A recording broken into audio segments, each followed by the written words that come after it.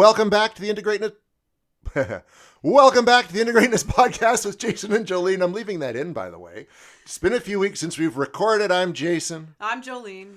How's your? We took a bit of a hiatus there because of life. No one will know we took a hiatus because it didn't affect the flow of episodes. But we did take a few weeks to kind of just chill. We had illnesses to deal with. You had some scheduling stuff. So how's it been? It's great. Weeks? And you know what? That is like the beauty of being able to forward stack our, like, kind of stockpile our episodes, is it gives us flexibility later, right? And you need that, I think. Like, because I've done like live radio where you're week to week and day to day. And that is a whole stressful bundle of stuff that you just, this is nice. Even today, so I was at 6 a.m. practice with my son and I came home, and in the recording studio today, you guys, we have a special guest coloring in the background because someone was not well enough to go to school. Yes. So it was one of those things, do we cancel, do we not? And today we worked around some things because I would have preferred not to because we took the last 2 weeks off. But it is nice to give yourself, it's just like having a savings account, right? It's nice to have something to fall back on. Safety nets in our schedule, safety nets in flexibility, safety nets in the fridge, in the bank account, wherever it is, that extra meal in just in case or whatever, right? Exactly. Yeah. Exactly. And luckily we have a long list of topics that we want to get into. And today we're touching on one we didn't even touch on at all last season, I don't think. Somehow we didn't. We didn't. But that is dealing with the concept of forgiveness. And actually what we were just talking about is how life offers forgiveness in those areas to us in our schedule. And nice. Yes, because we took a break. Yeah, we're smart. Yeah, okay. So forgiveness, actually, it was funny. Jason and I, right before we pressed record, we started just talking about the topic to see if we had enough to talk about. And both of us got pretty revved up really quickly. And we were like, okay, let's just press record. Yeah, let's just do this right now. We've clearly got content here. So I just looked up the definition of forgiveness and I really like the way that it was described. I had to get to it about 4 different ways. So I went to forgiveness and then it said to the process of forgiving. So then I had to go to forgiving and it was like to forgive. Okay, well, what does forgive mean? So here's where we got. Stop feeling angry or resentful towards someone for an offense, flaw, or a mistake. There's a cancel or a debt, which is the kind of forgiveness we were just talking about, debt forgiveness, scheduling forgiveness, all that kind of stuff, or used in polite expressions as a request to excuse or regard indulgently one's foibles, ignorance, or impoliteness. What we're talking about here is like the deep, the muddy, the sticky forgiveness of feeling anger and resentment towards someone. Yes, and people seem to think that when you forgive someone, that also means you forgive the actions or things they have done to you. That's actually not what to forgive means. And that's where I always got stuck with the concept of forgiveness, because with that idea in mind, if someone does something to you that you don't agree with or don't like, or they hurt you in some way and you go, that's okay, I forgive you. It's almost like giving them a get out of jail free card. Yeah. It doesn't matter what you just did. It's okay. And usually in the other person's mind, because we're a species that's not quite smart enough to get it, they can just keep doing that to you. It's like the abused person that keeps, I forgive him, I go back, and then he kicks the crap out of her again next Friday night when he's had too much whiskey, right? Like, that's where I always got stuck with forgiveness. And that get out of jail free card gives them a moral extra $200 when they pass go. Yeah. I really feel like that, right? And again, it perpetuates that cycle. And it's interesting because I think a lot of people have heard the concept of like, well, the forgiveness isn't for them, it's for you. It's to release you. But we don't actually take that a step deeper to go like, what is it actually releasing? It's releasing the resentment and anger held towards someone else. And if you go back and listen to last season's resentment episode, resentment is like drinking the poison and hoping your enemy dies. And the resentment is actually eating away at you. So the process of forgiving to release your own resentment is what the freedom is about, the freeing of. So I don't think people have made that deeper connection of like why the forgiveness is about freeing oneself rather than the other person. Yeah. And then I do think maybe religiously forgiveness does look a little different. And I do think it might be about the get out of jail card. It is in the concept, at least as far, because I'm not a religious person. Me neither. But anyone else chime in? Yeah. But that is kind of the way I've got it, right? Like, okay, I forgive them. You're absolved of your sins, sort of thing, especially in the Catholic way of going, to in all the movies where they go in and forgive me, Father, for I have sinned. It's been Right. 12 days. What's that called again? Yeah. Is that confession? Yes. I don't know. It's early. It's in a box and you go on your knees. Right? Take from that what you will. Oh, so when we say the word forgiveness, just sit with that for a moment, okay? Really just kind of like shrink your world a little bit right now. Think about the word forgiveness. How does that feel for you, right? Like, does your body receive that?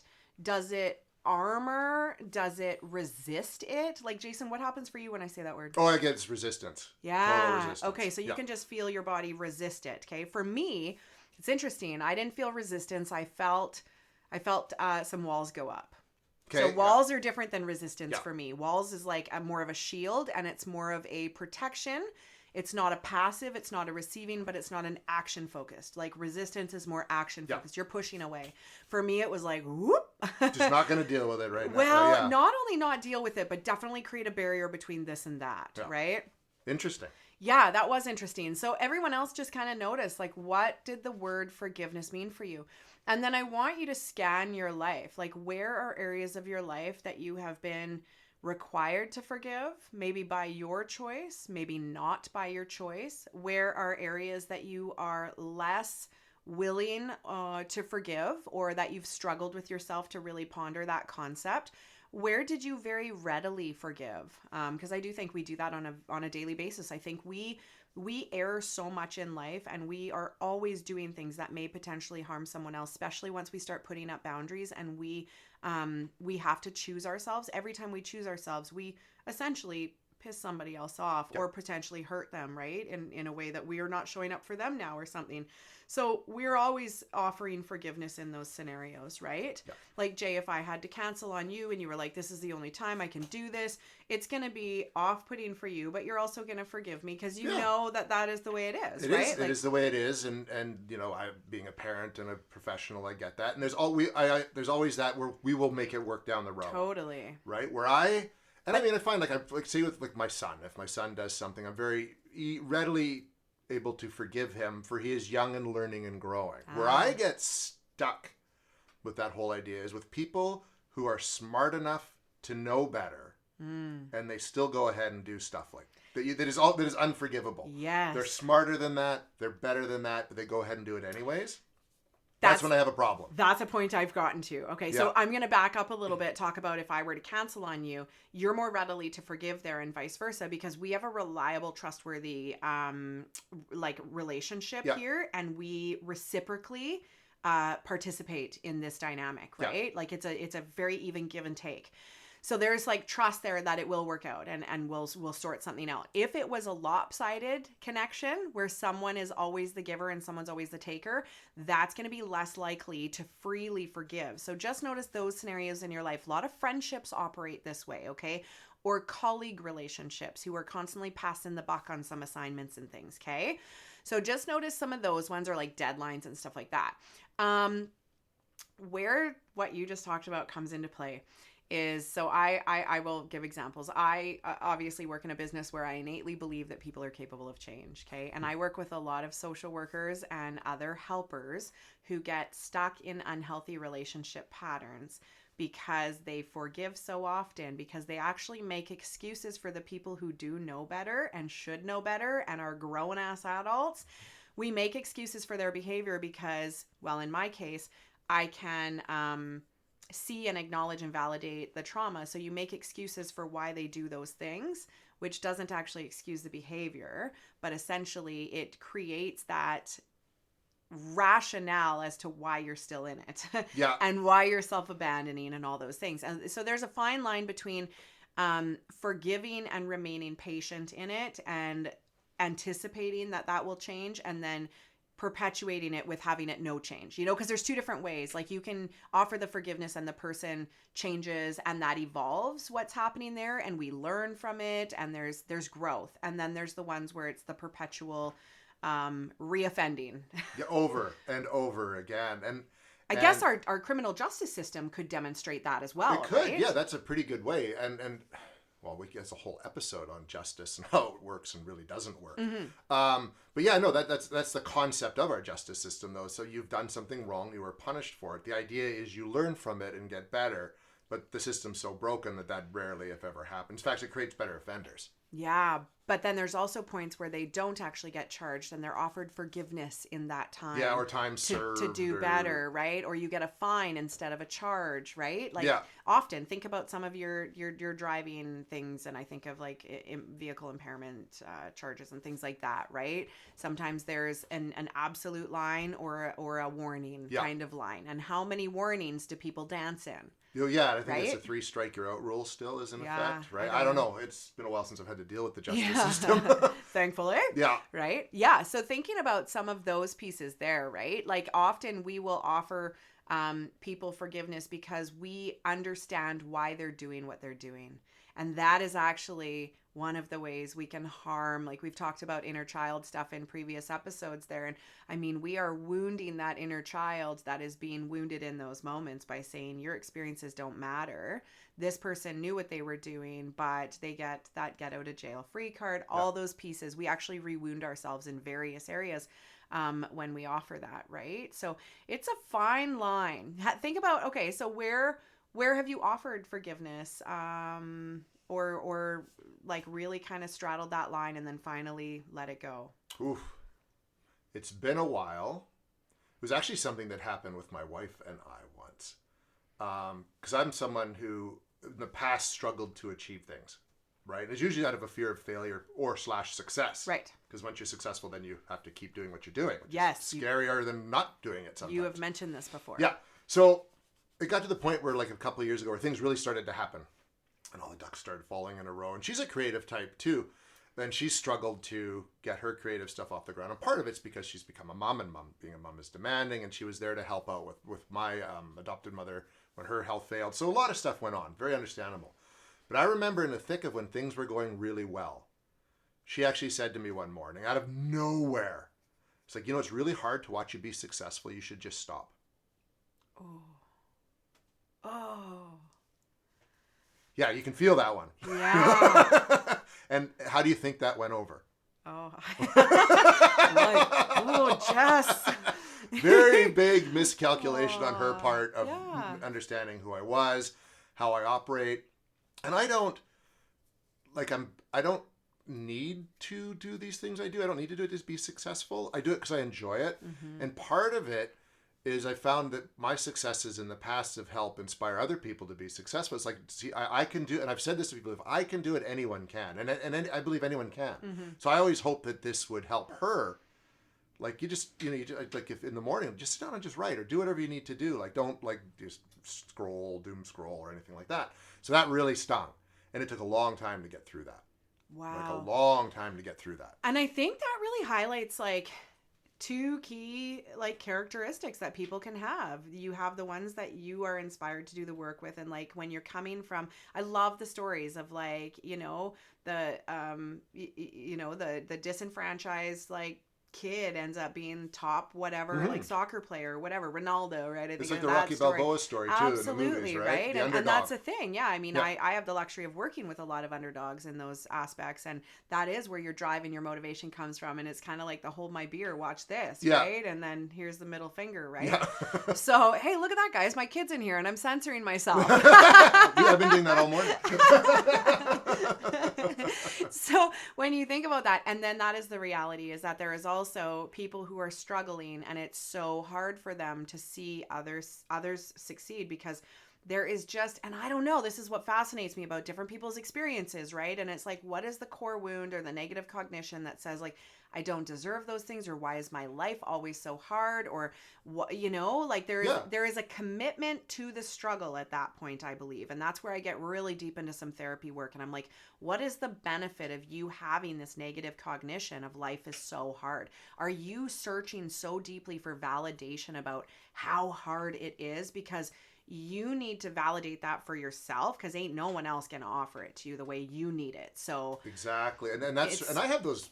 I mean, it's a bit off track, but I have those moments too. Jesus, why is life so hard? And this really sucks, and I keep going through this stuff. But to me, that's when I develop an FU attitude. I'm going to do it anyways. Yeah, and I do wonder too if that was a part of my old relationship dynamic too, is because when I put my head to something, I work really hard for it and I make it happen. Yeah. And I think there was a lot harder work that, he would try to put in, but maybe didn't, never felt the same sort of peace. Maybe there was a bit of resentment there. You never know, right? Yeah, that's interesting. How did you guys repair that? Just over time. Yeah. Just And over time. I think it was just probably such a highlight to her of like really locating herself of like, yeah, if I'm witnessing this every day, what kind of a toll is that taking on me? Like, how is that discouraging her? How is that deflecting her away from, things she would normally maybe want to confidently jump into? She might hesitate now because the outcome's not going to look the same as your outcome. Why is it so effortless when you do it? In a sense, appear effortless, Yeah, and right? it's not effortless. But it's aligned and it's flowed, Yeah. right? So that's that key of alignment and flow. And she's been doing a lot of that work in this last little bit here, right? So I think that's helped. Because I think she's come to doing her work, she's suddenly started to understand what I've done for like the last 10 years, right? Into getting to where I am. So, but it's funny how those things come up. And it took me totally by surprise when that happened. Totally. Yeah. And I imagine that would have wounded the part of you that was always like held as the underdog. Yeah. In the past. Yeah, because suddenly it's like you're not the underdog. Oh man. You're like the champion who's been doing. Yeah, it's weird. What a trip. It was a trip. Yeah. How about you? Some of the like twisty turvies of forgiveness for me have been to actually go back and not forgive the other person. Oh, I get a little emotional thinking about this. But to forgive the previous versions of myself that made some of the choices or endured what I endured or stayed where I stayed or ripped myself off. I think of like times I held so much resentment and where that impacted so many things in my life. And it was about going back and forgiving that version of me for the things that happened. Yeah. Oh, I'm emotional thinking about it because that was probably one of the biggest gifts I could have given myself in terms of accountability and compassion and just an ability to like close and move forward, right? Like, which is hard, especially when it's yourself. Yeah, and you realize that in some way you, not even thinking about it, you ended up in a situation where things weren't ideal or where you had to behave in a way that was against the cognitive dissonance, right? Absolutely. And I go back and like, there were times in high school, there was times after my dad's death, there was times in my marriage, right? Like there were all these times where it was like, fuck, I could have done so much better. I could have made some different choices, right? And that was also like not only like choosing the wrong situations, but even just the way I behaved at times too, right? So really forgiving those parts of myself, that knowing what I know now and having the resources and tools and like core inner strength that I have now, like would go back and be like, why, right? Yeah. So it is. It's about forgiving that. Yeah. And that's part of when they talk about life being like hindsight. Always. 2020. Always. It's always God. after. In the moment, it's really tough to do that right thing. Because we're emotional creatures as much as we sometimes don't like to think about. We are, and we react in a way that can be self-preservation or self-sacrificing or self-grandizing, right? Mm-hmm. But we're never aware of what we're doing at the time. Absolutely. Yeah, I was even talking to someone about this yesterday in a session about the difference between, it was about like she had a puppy and it was starting to act out and it was starting to kind of do these things. And there was like continual forgiveness offered there because it seemed out of character. But for the child who was constantly sort of more reactive and behaviorally heightened, not as much forgiveness there for the behavior, right? So it's really interesting where our perceptions of maybe another person or an institution, right? Like we need forgiveness around. I mean, there's people who have issues around forgiving our country for things and, public figures and policies, right? Like it's not even just a human capacity. There are things legislatively that are requiring forgiveness of a certain degree, right? In various different areas, right? So it's interesting what our perception of those things are and how that changes how willingly we would be to forgive the behavior or the action or whatever that looked like, hey? Yeah, and on that same note too, and this gets into the government thing, it's like the whole reconciliation thing with our Indigenous people, how people think it's okay. This is stuff that happened like 100 years, 50 years ago, 60 years, 70 years, 80 years, 100 years ago. for like the head of the country just to stand up in front of the rest of the country and just say, we're sorry. And that's supposed to be enough. Right? Like just saying that is supposed to bring about forgiveness and clean that entire slate of injustice for hundreds of years. And that's where I also have a problem with the concept of forgiveness. Absolutely, right. And I even have an issue with the word reconciliation because I think it's entirely 150% reparation. It's about repair, not even reconciling. It's about repairing, like active repair. Yeah. And with the Black communities in the States, it is about reparations. They talk about that. It's never reconciliation. Yeah. Reconciliation suggests that the other population owes something in return of forgiveness or this or that. No, this is 100% go in and restoration. Yeah, right? Fix the problem. Yeah, absolutely. So when we think about forgiveness in this capacity, right, really look at yourself and be like, where could I offer forgiveness to release myself of the burdens of that situation, of that connection, of this or that?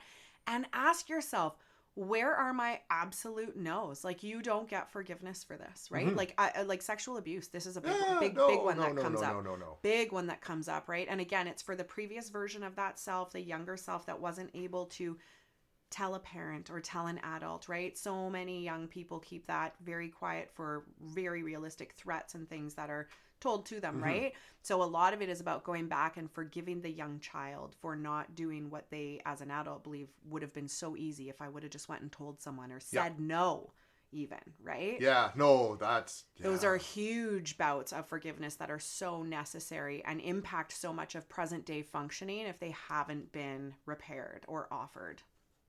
Yeah. Deep stuff. Yeah, absolutely. So in the comments, share some of your experiences with forgiveness or your thoughts on it. Let us know. Yeah. And I also want you to challenge yourself to offer forgiveness somewhere that you have not yet and see where that changes your life satisfaction. Life satisfaction. That's a good thing to keep in mind. Honestly, when you can offer forgiveness to release your resentment, that's empowering. Right? It is. I like that. I like that. There you go. All right. We're back next week with your next favorite episode of the Into Greatness podcast. Until then, I'm Jason. I'm Jolene. Talk soon.